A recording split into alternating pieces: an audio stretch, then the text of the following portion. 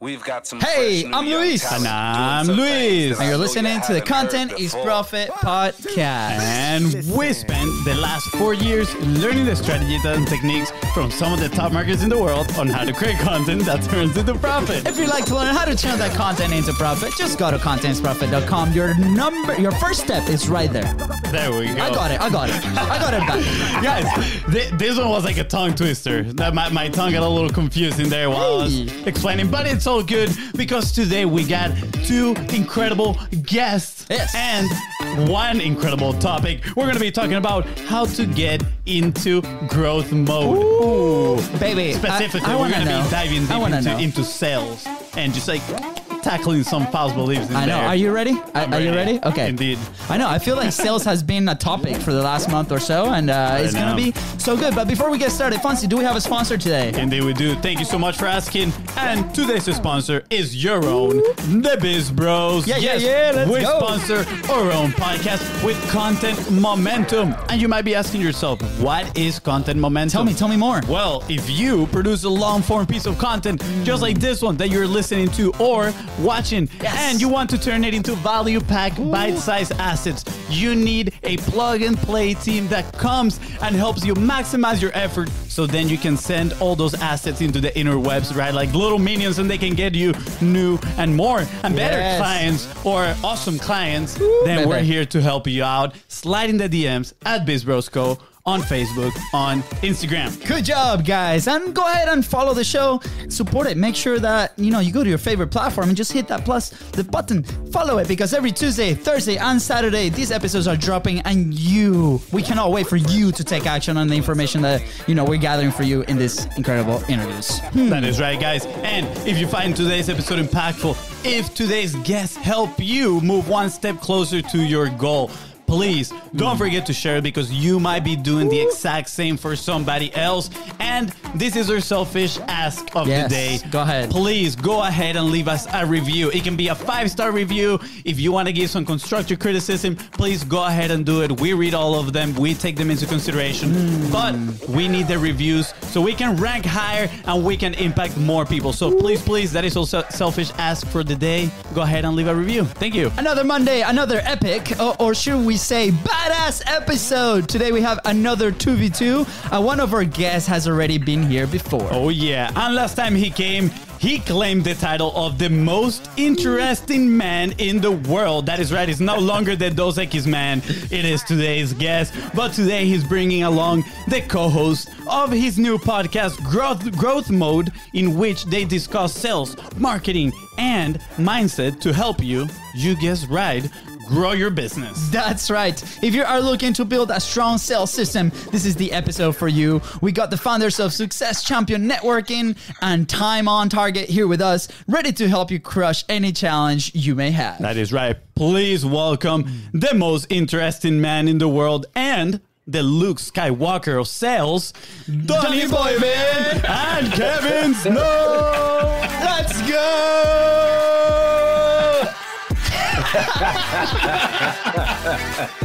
Holy hell. Dude, Kevin, I swear to Christ, we were going to use that intro like everywhere. That was well done, boys. Well done. That was awesome. Thank you, man. I mean, pressure was on because, Donnie, you were here in I think it was episode 138 or 134, one of those. And pressure's on because you already knew what was going to happen. And, right. Yeah, so thank you. And you guys got tongue-tied on the first one, too. So, I know. It was fun to watch you guys try to go through it again. Maybe it is part of the process at this point, I know. So, Kevin, welcome to the show for the first time. I think this is the first time that we actually get somebody that has been on the show and then somebody new on the show. Yeah. So, welcome. And, I don't know how we found out that you like Star Wars. And, when we did that, Donnie was like, oh my gosh. If you get him talking about Star Wars, he won't talk about anything else. So. We could do a whole episode just on that. We're definitely going to put a note on that, and one day we're going to just do one about Star Wars. Maybe we can talk about, relationship between Star Wars and sales. That would be pretty interesting. Huh? I think so. Yeah. So no. It's like, no, I will just talk about my farm and rum. And Harry Potter. We can talk about Harry Potter. I can get there. But. there we go. There we go. And how Harry Potter's just Star Wars without lightsabers. Just because you three like Jar Jar Binks. I mean, come on. I mean, I'm betting the Lewis brothers have got Jar Jar tattooed somewhere. Definitely Fonzie. Jar Jar was supposed to be the big bad Sith in the prequels. Oh boy. Okay. Well, are we doing this? Big bad something. I guess we're gonna be doing the Star Wars episode today. So, guys, thank you again. It's so incredible to see. Last time we spoke with you, Donnie, you were like, "Hey, guys, by the way, like there's a new project coming. There's a new show that we're planning to launch, and it is a reality now." For those who don't know you, Kevin, like, why don't you introduce yourself a little bit? What's your backstory? Why are you partnering up with Donnie on this incredible project? All right, yeah.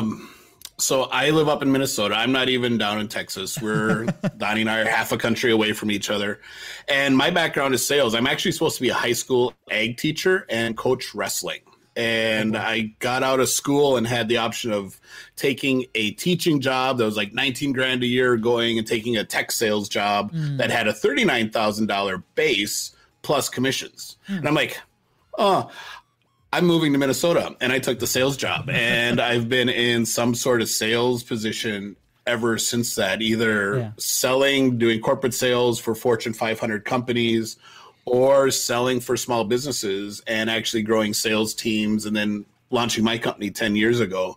So my company actually was focused on helping tech firms grow their sales program and launch a program, because most small business owners have no clue how to do that. They think you just go hire salespeople and we go out and we like make them lots of money. And that is not how it works. Yeah. So I would go in and I'd actually help them launch their first team and hire their first 3 reps and have everything in place so those people could excel and succeed. But I found that it was really hard to scale that. And there are certain parts of the process that I love doing. I just kept niching down to where I'm at right now, where I'm focused on process and how you sell and how your buyers buy. And then really how we utilize technology in that process to make it go faster and to get people to make that buying decision quicker and free up time for the owners and the salespeople so they can spend more time doing what needs to be done to grow the business. Yeah. That's interesting, man. Sorry, Donnie. Dude, he's fucking modest. So let's put it in different terms. So Kevin is a sales automation fucking absolute genius. This dude will walk into a company, look at the entire structure, look at how you sell, and then automate the entire thing that fits right into your structure and world. This dude is the reason my companies actually function and run. Because everything that you touch in my company comes through something he's built in there. And I mean, seriously, I've never met anybody that's more of a tactician when it comes to the sales automation game than this guy in just the way he thinks. Yeah. So don't let him downplay it. Yeah, you're being too modest here, Kevin. This is your time to brag. I'm curious, how did you two meet, right? Like, Donnie, did you seek him out? It was a long walk on the beach, a couple of glasses of rum. No, beautiful. Swiped right. Yeah, we met horseback at a ride. coffee bar. Yeah. At the movies watching Star Wars, was it, right? Right. Yeah, just like me and my wife. Yeah. Okay. No, I mean, we're both veterans. So Kevin's still in the National Guard. I'm, got out of the Marine Corps years ago, and we met actually because of a Facebook group. Wow. Kevin has got some literally Jedi moves inside of Facebook groups to get conversations started with people. Cool. And he's taught me quite a few things, how to best utilize Facebook group. And it's something you should actually ask him about doing. But, and we jumped on a couple of, Zoom calls, and, one thing led to another, and, damn near runs my company now. So, it's been a pretty wild ride of going from somebody you hardly know to bringing them into doing as much as he does inside the companies as a whole. Wow, that's amazing. I put a little bookmark in here about the Jedi moves inside the Facebook groups, just in case we get time to dive into that. But I'm curious, Kevin, when you had that opportunity to go into sales, right? Either was it education or sales, and you're like, definitely I'm going to go to sales. Do you have any thoughts in mind about sales? Do you have any, preconceptions about what the position could be, what could entail, or were you already like a natural salesman? Yeah. God, no, I was not a natural salesperson. I'm Donnie. If you're familiar with the disc profile, Donnie's that high D, the driver. He goes out of his way, short bullet points. How to, quickest way to communicate stuff. Yeah. I'm the opposite. I'm a high C. Spock from Star Trek or Sheldon from Big Bang. Yeah, no, I'm not quite that bad. I am social. I can have interactions with people. But I'm very detail oriented, and I want to know how stuff works and why it works and consequences. What happens if you do this? And I'm all about those questions. So I interviewed for a bunch of different sales jobs while I was doing the interviewing for teaching jobs, and the job I picked was in tech. Because there was a lot of ability where they were going to teach me how stuff worked and why it worked that way. And I got to learn all the backstory behind, hey, here's how dial tone works, and here's the central office, and here's all the technology and DSOs and all that fun stuff. And that's really what drew me to it. I had done sales and for summer jobs in college, telemarketing and Kirby vacuums and Cutco and all the, stereotypical outside sales. So I had an idea how to sell. But that was my first job where they taught me a corporate sales process. And hey, here is how you sell our product. Here's actually the stages that you go through, and here's how you move people back and forth between the stages. So that was a cool thing because there was a ton of training. This wasn't like, hey, I'm going into a startup. It's like, hey, go sell stuff, hope to sink or swim.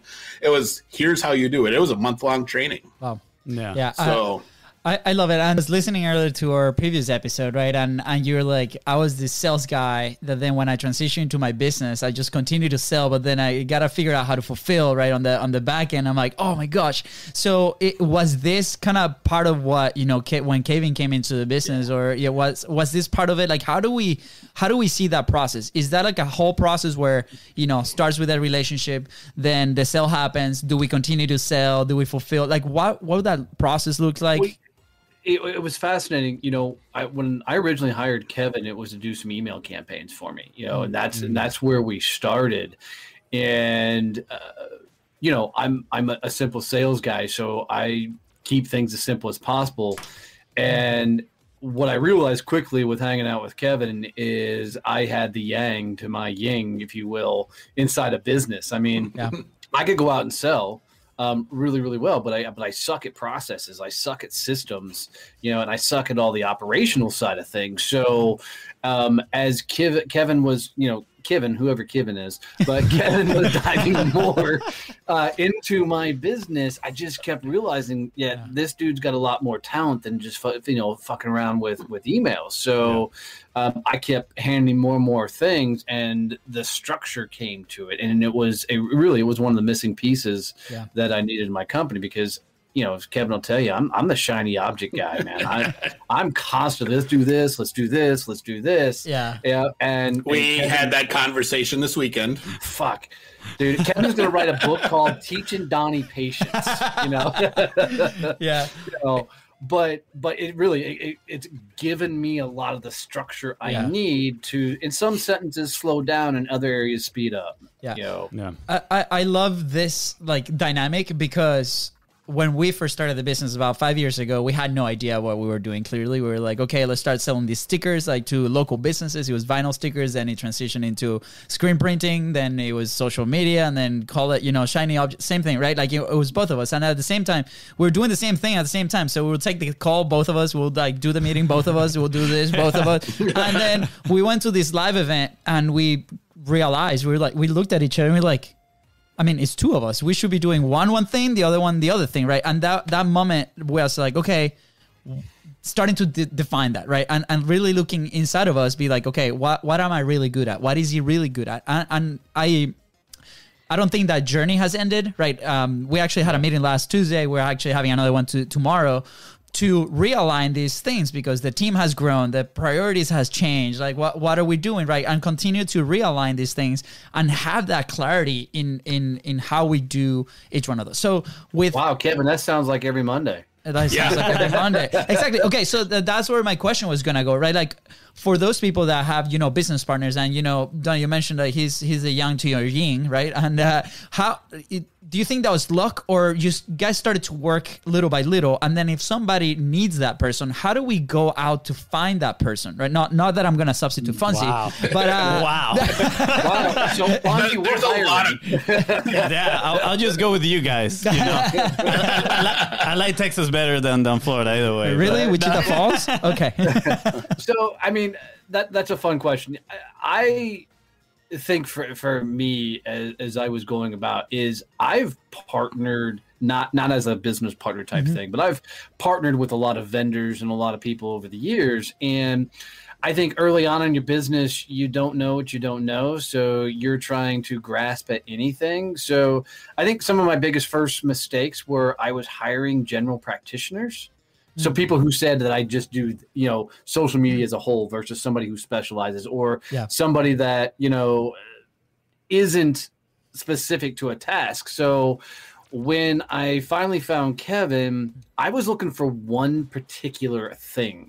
Right. I needed somebody to, and I knew email was a weakness in the business and something that I was trying to spend time myself and fucking MailChimp and everything to build out my own email campaigns. Yeah. I remember sitting one day going, dude, what the hell are you doing? You shouldn't be fiddling around with technology.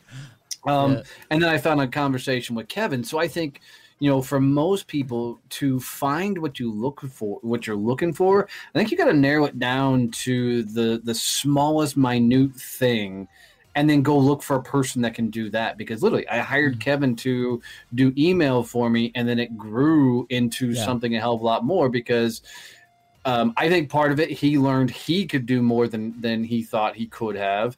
And I gave him the runway to, execute, we'll sink or swim and see what the hell happens. Love it. Yeah. And I think for the Success Champions brand, a lot of it was that Donnie and I figured out really early that how to communicate effectively with each other. Yeah. And that we could communicate effectively with each other. So we really started bouncing ideas off each other right away for both of our businesses. Yeah. Well, and I would also put out there that Kevin didn't care about my ego.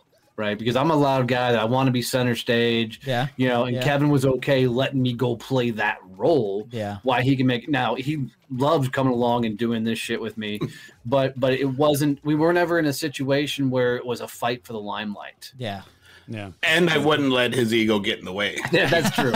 That's true. Yeah, there was that's one of the issues you have a lot of times when you're working with someone who is a character.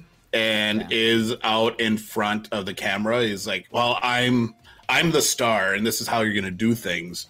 I'm an officer in the Army. I have no issue pushing back on people. Yeah, and I would tell Donnie when he was wrong. Yeah, and vice versa. So we could have those conversations and we could argue, and then we'd be able to come to a decision at the end. All right, well, here's what we're going to do. And it doesn't mean we don't argue. I mean, we fight like brothers sometimes. Yeah, But that's part of it. Is absolutely being able to do that and being okay with it. Yeah, I did. Yeah, that definitely talks about the bond, that strength in that relationship. And Kevin, you mentioned effective communication, right? And I think that is key for the relationship inside of the business, and at the same time, when we're talking sales, being able to effectively communicate as well, it helps out in the process, right? And that is something that we actually discovered not too long ago, was that even though we spend a lot of time together, right? I mean, we're brothers, we work in the same office house, right? We hang out all the time together. We just realized it was that, and we weren't actually sometimes discussing the difficult things, right? We wouldn't get into the difficult conversations, if you need to put them in a way, right? And we started doing that, and immediately you can feel kind of like the pressure leaving, right? Even though at the moment it might be a little harsh sometimes, those encounters, you see the pressure leaving and you see momentum start to build. So definitely effective communication is key. How can, for people that are avoiding those inside of their business and in a sales process, maybe they're just guiding themselves through like some sort of script, right? And they don't really know how to effectively communicate with someone. What are maybe some some pointers in there for people to understand the value of effective communication and how to move forward with that. Yeah, I think what was neat for us is as we continue to get more busy and we add more things and bring on more clients, we got to a spot where it was a little chaotic. We were kind of all over the fucking place, lots of moving pieces and parts. And I don't remember who suggested, it was one of us that said, hey, we should start some sort of operational meeting. Yeah. And, so we literally scheduled, it was a Monday, and that's now become every Monday is our operational meeting. But we scheduled a time to sit down and talk about what shit we actually needed to get done. And that allowed us to, and I don't think we've ever had a communication problem, but it allowed us to start hashing things out. Yeah. So much so that we've added other operational meetings, and now we have kind of a working lunch that we set up once a week that we may put a loose agenda to it, but we'll just kick open Zoom and work through getting whatever we need to get done. And those conversations have been the most inventive. It's where we've created the most cool things that we've rolled out. Yeah. 2 weeks ago, we planned the next year and a half of Success Champions networking. Love it. So over the course of an hour and a half. Yeah. Incredible. Sorry, real quick. That reminds me of something. I'm reading a book right now. It's called Bird by Bird. Mm-hmm. It's about writing. And the lady, the author there, says that writing is kind of like you hop in a car at night and you can only see so far. And as you drive, the picture starts like clearing itself, right? Mm-hmm. And, a lot of the times we hear in business, you got to have your vision and set up your 10, 5, 1 year goal. But what you're telling me right now, which I absolutely love, is, in a meeting, in 1 week, we pretty much discover what the next year and a half was going to be, right? And at the same time is that you guys are having these meetings in a consecutive basis, right? Consistently every single week. And, if you would have get to skip those weeks, maybe you wouldn't have gotten to where you are right now to plan all these things. So that talks to consistency at the same time, right? It's not effective communication once. It's effective communication in a long period of time, so you can tap into these ideas as well and solutions. Well, it's also accountability, right? Mm-hmm. So, I know every Monday I got to sit down and I forget half the shit I'm supposed to be doing in between the meetings. Yeah. So a lot of it's Kevin going, hey, you were supposed to do this and this and this and this and this. And sometimes I've got it done. And then there's other times, I'm 4 Mondays in a row and I'm like, fuck, I haven't finished those networking thing, personality things yet, but for me, it forced me to think bigger, and think about, how do we get this going? But the other, for me, meetings suck. I don't want to sit in meetings. It feels like it's a leash almost to sit in these meetings. But in the same token, if we don't have the meetings, systems, and processes, shut up, Kevin, then we're not scalable. Yeah, absolutely. I think, every business out there needs that process, needs to discover like what is that framework for them, right? Like we've been at the very beginning, we were playing business, and then as we start moving forward and getting results and selling, and it was like, okay, like you said, like the selling caused chaos like inside of our processes because there was no process, right? And then, okay, we built something and then we started optimizing it and then we started revising it. And now there's a team meeting that we have and there's like a check-in meeting. And then we have, and those are meant to be very effective as well, depending on, what is our capacity. So those are elements that as we grow as business owners or teams, right, we got to start exploring, right? How do you find that framework to Kevin, what's our favorite phrase inside the company? Let's go break something. Yes. I remember that from the first conversation that we had. And you're like, hey, we have the control of this. Let's go break it. And then I'd rather me have the control of this process than somebody else in the outside. So I love it. So what happens after you break something? What is the process after you break it? I ball up in a ball and cry, and Kevin put the process to it. Yeah, I fix it. So.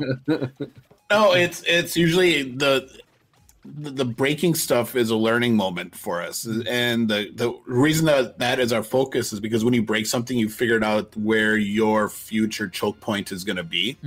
Because if we're breaking it at this scale, it's going to just collapse at the scale that we want to be at. So we're finding all those things that can't survive the pressure of an initial launch that we think are just really cool ideas, and finding out why they're not, and then being able to tweak them right away. So, failing is a good thing in our mind, and we are more than willing to go out and fail very visibly, which we did a couple weeks ago. It was very visible, because it's learning, and our members and our clients get to see how we handle that and how we react to it. Yeah. And, after our last major explosion, we had Donnie feedback decision that went bad. That's what happened. I wasn't gonna throw that out. I was just gonna, it was gonna be a team thing. But we got tons of feedback on how we handled it, and the positivity that we got from that. I was like, all right, well, that's cool. It was not what we were expecting. Yeah, but it helped us. We're really blown away by how quickly we said, okay, we fucked up. It was a wrong move. It was a wrong, action. And the respect, I think, we got out of that by quickly retracting a decision I'd made. And the messages people sent me, they were blown away. They're like, I can't believe you took public criticism so well on that. And I'm like, at the end of the day, it's about growing and learning. It was pretty cool. That's interesting. I love the fail visibly, right? Like we often say fail forward, and I've never heard the fail visibly. And at the end of the day, kind of like lines up with vulnerability. Be there, transparency for people to see and relate and learn together. And I'm extremely curious if we can know what was. And I'm curious just to kind of like understand a little bit of what was the mess of that you're saying, right? If you guys want to share, of course. Yeah, sure. So we run networking groups, and we built a competitors to like a BNI or a chamber or something. And I think we fixed everything that people hate about networking. And, we had gotten to a spot of trying to define, who the members of those groups should be. And then in my head, I got it that it should be a business owners only. And so I thought maybe that's the direction we should go. So as I rolled out, we should go business owners only.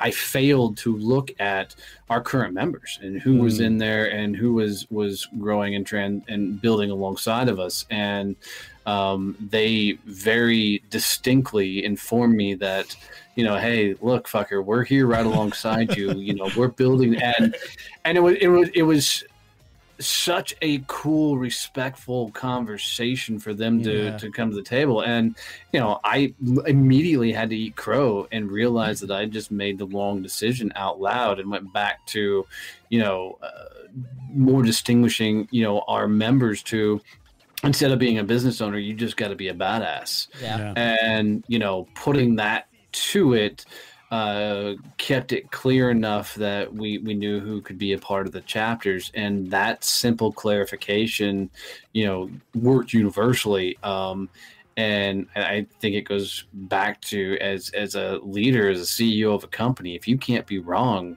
then you shouldn't be CEO. Yeah. Yeah. Sorry, you want to say something, Kevin? Sorry. Nope. Go ahead. Okay. I just wanted to highlight and the fact that how awesome is that you can have that incredible conversation with your members and with your people, and that they trust you enough to even have that conversation, right? Because we've seen so many cases that something like that happens and people, they just don't care and they just leave. But they try like sweep it under the rug, right? Like how can we move around this without actually touching the thing, the issue, right? And the fact that, you earn that trust with your customers, with your network, with the people that are with you guys, to be able to have that conversation, that speaks a lot about what you guys do and how you guys do it. So thank you for sharing, and that's incredible. And if this is what one of the elements that people learn by interacting with you guys, by going to your communities, please go ahead. If you're listening, go click the links below in the description and join Donnie and Kevin's community, because it's incredible. Those are the conversations that we need to have every single day. And when we with our service and with different things, sometimes we have those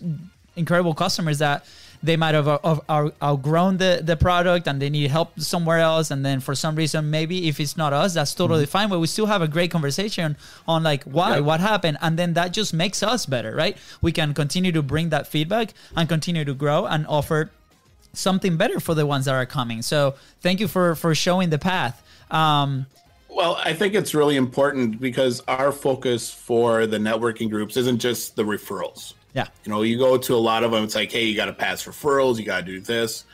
Our focus for the networking groups is growth and teaching these businesses how to scale and getting them to the point where, you know, yes, we want them to get tons of referrals from their chapter and their members and from the rest of SCN, but we want them to be able to scale at the same time.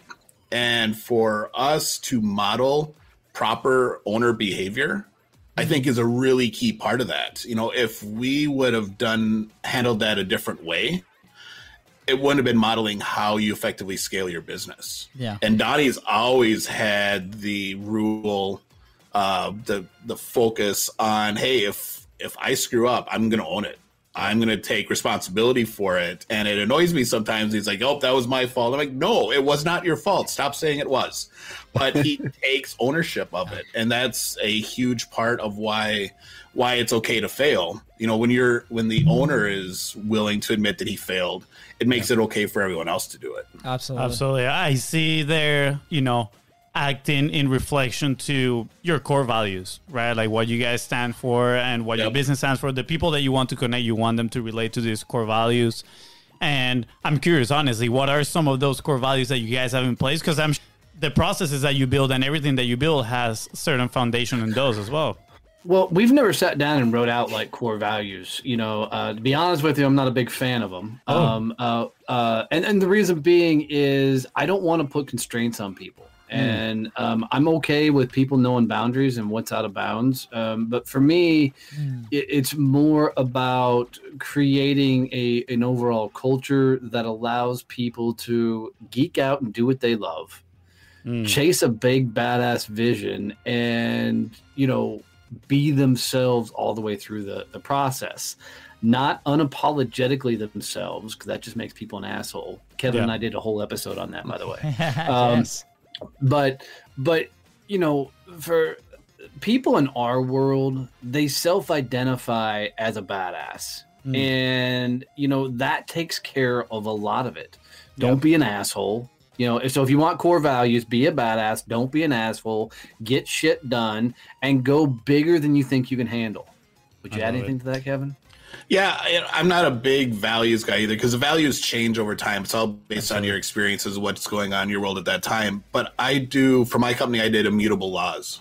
And I got that from Mike McAllowitz's book, The Pumpkin Plan. And it just made perfect sense to me because it goes a little deeper and it's the what you're going to make your decisions based on. And I think one of our Immutable laws is don't be afraid to fail. Yeah. Because that's what's going to drive the innovation. If we're afraid to fail as we're planning and growing, we're never going to get beyond what we are now. We're always going to take the easiest path. And that's the issue with a lot of small business owners. They're risk adverse. Yeah.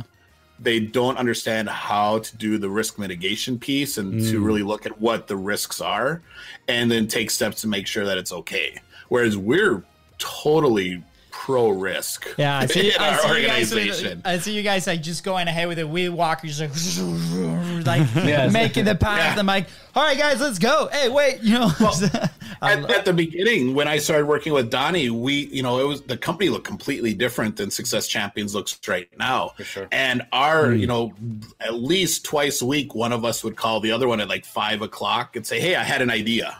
Yeah. And then we'd have this new project that we'd work on. And we were just like throwing stuff, seeing what was going to stick and what was worked and where it would happen until we got to where we're at now and really found this. All right, well, this is what all that's been leading up to. Yeah. So go ahead, Donnie. And I say, I don't learn by reading a book or a process. I learn by getting punched square in the face. So I'm notorious for going, oh, Kevin, that was the dumbest thing I could have done today. And I did it recently, but that's this, I've got to go through it Yeah. So I can wrap my head around what I'll do the next time around. Yeah. I love that you mentioned that. I am a fan of books. I love reading. I'm more like you, Donnie. Like I gotta head first, and then let's see what happens. Yeah. But So my Donnie- point here. Oh yeah. Sorry. Donnie reads a fuck ton, though. Everyone thinks he's like the illiterate cowboy, but he reads a ton. Can I get, guys, with your magic, can you put illiterate cowboy just to show up on your screen underneath me? So, We need to win that but everyone's always shocked when they find out that Donnie reads a ton of books. He reads a ton of business books, and he's always looking and trying to learn.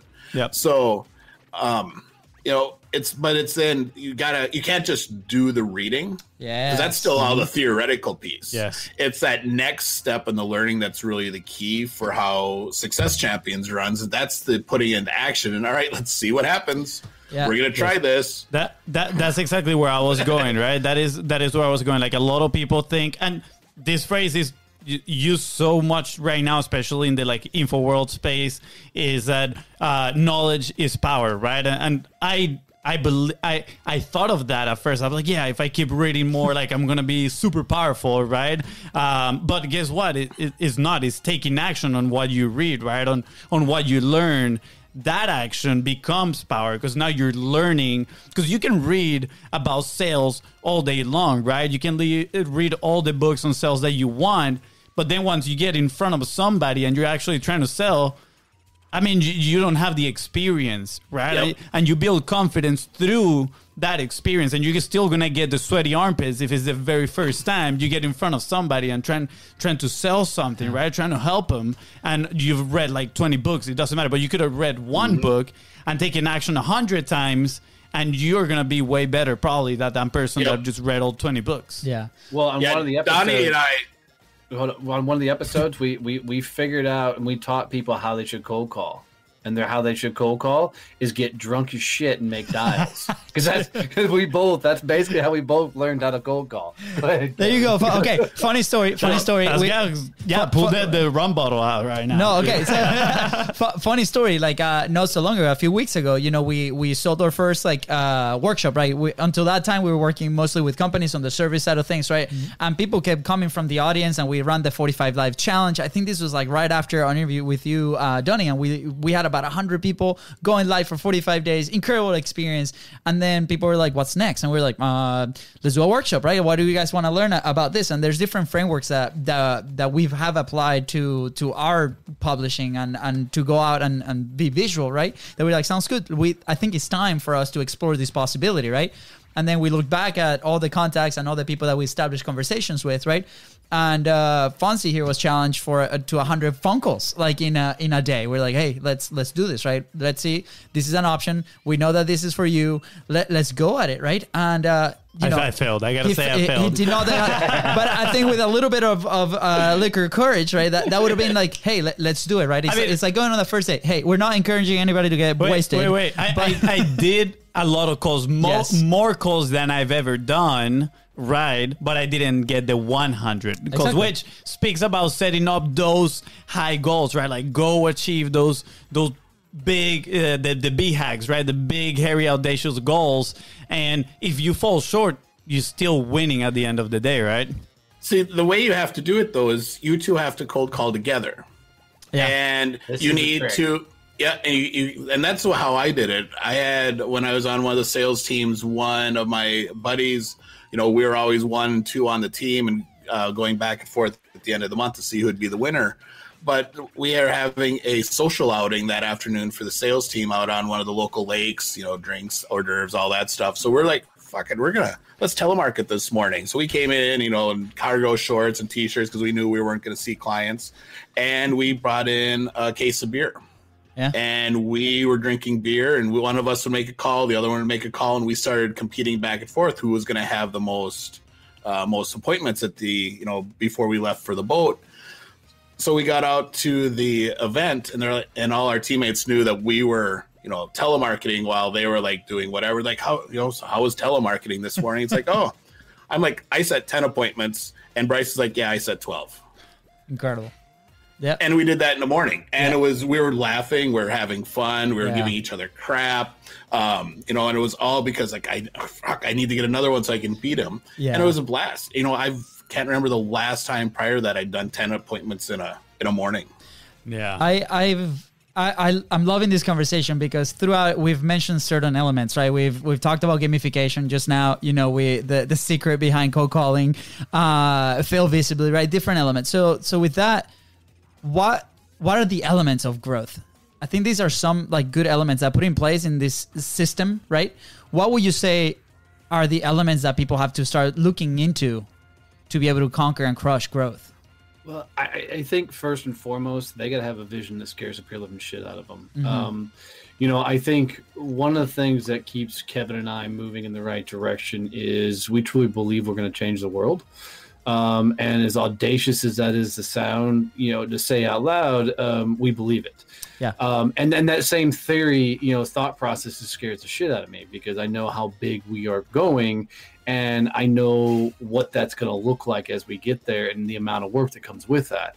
Yeah. So I think you've got to have that's so big that it scares the pure living crap out of you. I think in the same token, you've got to go do the things and fail forward. You got to constantly try the new stuff. And we say it all the time. If there's no chaos happening in your business, then you're not going big enough. It means you're playing it safe. And even today, I went in and touched shit that I shouldn't have and started breaking things in the back end of all the systems. And Kevin's like, "What did you do?" Yeah, Kevin's here taking a deep breath. He's like, exactly how I wanted to start my Monday. So that's why you guys had the meeting, huh? Okay. Right. All right, Kevin, I won't touch it no more. I'm like, you did this all manually, didn't you? Maybe. Yeah. But I think that's a lot of it. I think, you've got to, find the things in the past that you're going to head down and then go straight down them, but also be okay that you made the wrong call, the wrong decision. And a pivot and just, and go a different direction. I think you have got to find people in your world that geek out on the shit you suck at. That literally Success Champions would not be where it's at without Kevin hanging out. Because I just don't have the infrastructure in me. I'm not built or wired that way to do the shit he does. So, I think people, always say turn your weakness into a strength, and I think they're fucking dumb. Yeah. You literally need to go all in on your strengths and find people who geek out on what you suck at and let them go be, fucking awesome at what they do. Yeah, absolutely. Kevin, by the way, you got a standing ovation right here. Donnie, you too. I mean, you're leaving Donnie.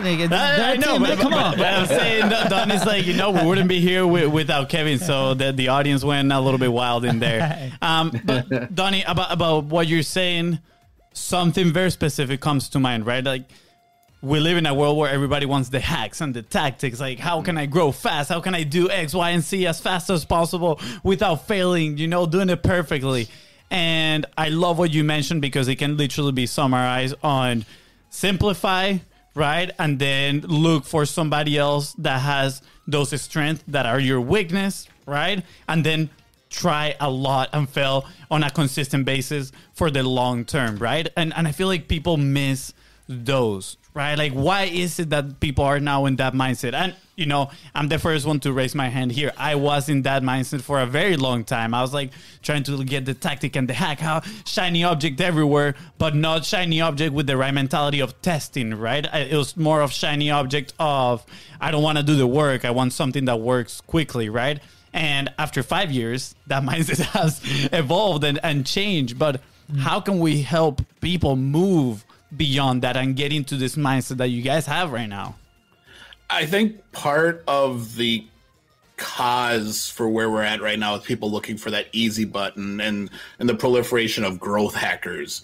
I had someone message me. It's like, and I'd love to set up a meeting with one of our growth hackers. I'm like, that means an employee who's never actually run a business that's going to tell me how to grow my business. And And it annoys me, and it's because of this proliferation of gurus of, hey, I can sell you this easy button that's going to generate millions of dollars of revenue for you that, we spend hundreds of thousands of dollars to market to find 2 people that it worked for and made a ton of money off of everyone else. Yeah. And no one understands that true growth for your business and that sustained growth actually comes by figuring out what works for you. Oh, so good. Yes. You can't just copy someone else's process. We look at stuff all the time. I am notorious for opting in to lead magnets so I can take apart people's campaigns and I can see exactly what they're doing and what their steps are. I have a junk folder in my email that by the end of the week will be over 1,000 emails of things I don't even look at anymore just because it's horrible drip content. Yeah. But I'm not looking for the easy button. I'm trying to figure out what they're doing and how they're doing it and trying to then figure out how to apply it to my businesses, Success Champions, Time on Target, the cyber company, all the stuff so that I can figure out what works for us. But most small businesses aren't in that mindset. Mm-hmm. Well, and I would also throw out there, I think anybody who's looking for the easy button, it hates their life. Because anybody who's started to find some level of success, you quit looking for the easy route because the easy route's not sustainable. Whatever trick, hack, that comes to the table, it's just that it's a hack, which means it's not sustainable. And I think for a lot of my journey over the years, when I didn't know what I wanted to be when I grew up, I didn't know the path I was on. I was always chasing that silver bullet. I was always chasing that one quick hit win. And it all boils down to I just hated all the shit that I was doing because I wasn't actually chasing what I wanted to do. That resonates. That resonates so much, Donnie, because in our journey, we spent 5 years trying to hack the publishing of everybody else, right? And it wasn't until we looked inside and we were like, man, we cannot keep up with this consistency. We were measuring ourselves with people that had massive resources, right? And especially in this world of content, everybody's like, I want to be like that person. I don't know if you guys know who Mr. Beast is, but one of the fastest, Mr. Beast, YouTube, incredible YouTuber, right? So we had this incredible meeting, and then towards the end, this prospect was or person that I was talking to, she's like, I want to be like Mr. Beast, and I'm like, okay, sounds good. How long do you have? And she's like, well, you got 10 years. Exactly, right? And that was the conversation that we had. And we're like, look, this guy has been publishing for 10 years, 3 times a week. It's incredible the amount of work that comes behind that. And it wasn't until we understood on how to apply those principles to our own framework that everything started to change and move forward. Right. And the workshop, for example, that was one of the things that we harped on, because some people are like, give me the secret sauce of the M2M or whatever system we use to multiply content. Sounds good. Here is the recipe, but can you apply it? Right. That's the thing. And it doesn't matter. Maybe you can take 1 piece or 2 pieces of that, but what is your capacity? What is your business capacity? What are your resources? How can we go from that point on? And I think, through the conversation, I'm confident that this is also something that you guys, instill in your community, in the people that you help and serve.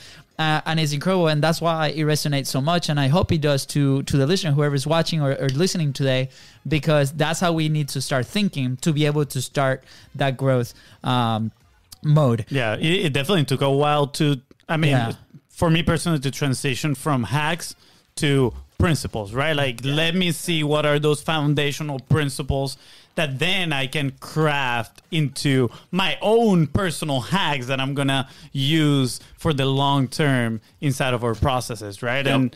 And that honestly, that has become part of our goal with our community. That has been one of the biggest drivers now, is the fact that we want people to understand that if something works for them today, probably won't work for them as they grow. Is going to break, right? So how do they rebuild? They don't rebuild with a hack. They rebuild by understanding the principles and foundations and then going ahead and working them out, right? But a lot of people just get so centered in that stuff and just pisses me off. Well, and that's one of the things that Donnie and I have become pretty cognizant of in our business, and that's paying attention to where we see the next bottleneck coming. Mm-hmm. What's going to be the next thing that's going to stop us from scaling and it's going to slow us down? Is it our time? Is it systems? What thing is going to cause us to have to stop to fix it? so we can start thinking about it before we get to that point. And most, a lot of small businesses are really focused on where's my next check?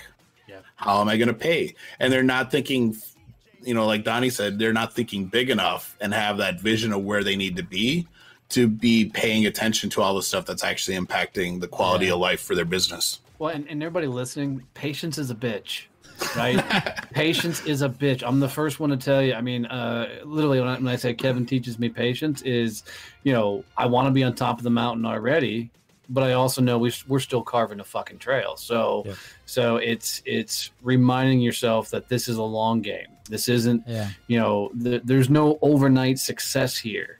Most overnight success is, take it to a music place, we're sitting on shithole bar stools for 10 years before somebody discovered their ass, Yeah. Well, and part of the thing, and I'm going to throw out some of Donnie's dirty laundry, the thing that really distracts Donnie a lot of times is, quick revenue. And that's very much a small business mindset. It's like, I can do this thing and it's going to generate some revenue for us quick. Well, awesome. But how does that actually fit into the core product and the core systems that we're trying to do? Or is that better served to be something that we look at later? Yeah. I love it. It goes back to those irrefutable goals or irrefutable laws, right? The laws. And we always go back, and I think that's an incredible lesson. Everything, the whole episode is an incredible mastermind of how to tackle growth. And we're coming to an end, guys. So apart from going and consuming your content, Growth Mode Podcast, we're gonna leave all the links right below. What is the number one action point that a business owner, right, that's transitioning into this life, or they're starting to publish and put themselves out there? What is that number one thing that they can do to continue that momentum? They need to surround themselves with people that are going bigger than they are. Yeah. So we talk about this in some of the episodes too. You can't, your friends that you are when you're an employee, we don't want you to get rid of them as friends, but you need to surround yourself with people like you as a business owner, and people ideally that are maybe a step or two ahead of you, that are modeling what you want to be. So they understand what you're going on. You can have those conversations. I don't have business conversations with my friends anymore because other than two of them, none of them have ever owned a business. Yeah. They've been employees. They don't understand what being a business owner is like. And Donnie has that same situation with a lot of his tenured friends. I don't want to say previous or old, but his long-lived friends. And I think that's a good barometer is if you can't talk business with the people you're hanging out with, change your circle. Because you're doing nothing but holding yourself back by sitting in rooms where you can't talk about things that are going to help you move personally and professionally forward. Yeah, I love that. That's a great one, and it's a hard one to swallow when you're starting this journey, right? Because you're like, man, like this had been somebody that may be by my side, XYZ, but they're not really understanding what I'm or where I want to go, or why I'm doing the things that I'm doing today, and going through sacrifices and burning some chips, right? Did I say it right? Okay, chips. what were you gonna say? Burning some shit chips is what I heard. So, I'm not sure what shit chips. Corrected. Yeah, explicit episode today. Anyways, but it is a hard one to swallow, right? And we gotta make peace with that. But like you said, like Donnie, when you have that massive goal ahead of you and it means so much, and the why behind it is so big, it's not gonna matter, right? Because we're gonna continue to develop these incredible relationships.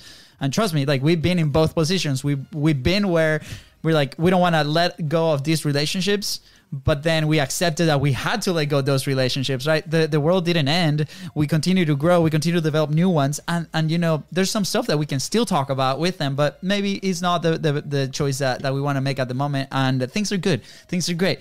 So last question, guys. Yeah. Wait. I want to plug a little call to action for you guys in there. If you are looking to find that circle of people that are growth mindset, that are going to take you to the next level, go and join their community, Success Champions Networking. I know you guys have a Facebook group. What is it? Is that the name of the Facebook group? Yeah, so just go to Facebook, type in Success Champions, click on groups. We'll be the first one to pop up. 1,500 small business owners and badasses in there. Come hang out. Amazing. Yeah, we're going to leave the links. Yeah, and we always have a gift for you for everybody. So if they'll text the word champion to 817-318-6030, we'll send them a couple of gifts and help them get into all of our communities. So text the word champion to 817-318-6030. Woo, baby. Yeah, that's good. And I'm about to text that right now. Yeah, we're gonna leave that number right in the comments. So if you forgot, just scroll down and just click it. What is the word that I need to text? Champion. There we go. Boom. Woo. I got All right, it guys. right here. Now, last question. Where will you be? And Donnie, you know this question, but where will you be if you never publish? If you never, started your show, never started putting your message out there? For me, I'd still be working for other people. It was go back and listen to the episode, guys, and I tell my story on a lot about chasing other people's dreams. But, it really comes down to putting out content, building my podcast, building a business. All of that is what helped me discover who the fuck I am, and has allowed me to impact the world to the scale we have and will continue to do. Kevin? I probably would have continued struggling with what I thought was a business, but was really just kind of a job, and ended up doing like full-time Army stuff with the Guard or something, and not even being in this world right now. So yeah. I want to thank you guys for publishing, because you guys are clearly impacting an incredible amount of entrepreneur, business owners, people in your community, and that they can continue to level up and network and find those solutions to then make the world a little bit better, right? So, or a lot better. I'm curious. This question literally just came to my mind. If, revenue not involved, but if you were doing what you're doing and you would only be serving one person, would you still be doing it? It depends. Would that one person be able to go prophesize to the rest of the world? If that's the case, yeah, absolutely. I'd fix him. But, my ego is so big that I know I want to touch the masses. So I'd really struggle doing one. Yeah. Yeah, no, I couldn't do it. I love that answer. And honestly, when I was thinking about the one person, I was thinking about that ripple effect, right? Like that person goes and influence another person, and then influence another person and another person. So thank you. Like again, and that was just a question that happened. And I love the fact that you said it. I want to impact the masses. I'm so powerful about impacting a lot of people, right?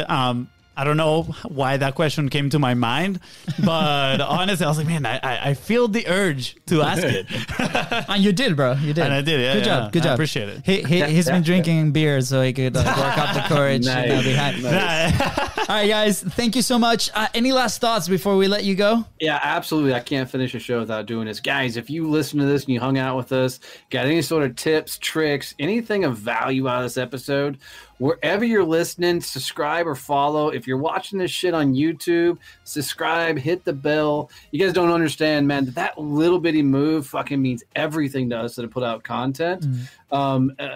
Where we all are doing this from a passion. We're really trying to do and tell the stories and do the things we wish somebody would have done for us. Yes. So help them spread their message by subscribing and telling others to how to subscribe and listen to the show. Thank you, Donnie. I really appreciate it, man. Paying for it is always so good, man. It's always so awesome to hang out with you guys. Kevin, nice meeting you, brother. Wait. Yeah, it was awesome to meet you. One more badass thing. Yeah. Guys, September 23rd, 24th, and 25th, come listen to these two badasses on stage at the Badass Business Summit in Arlington, Texas.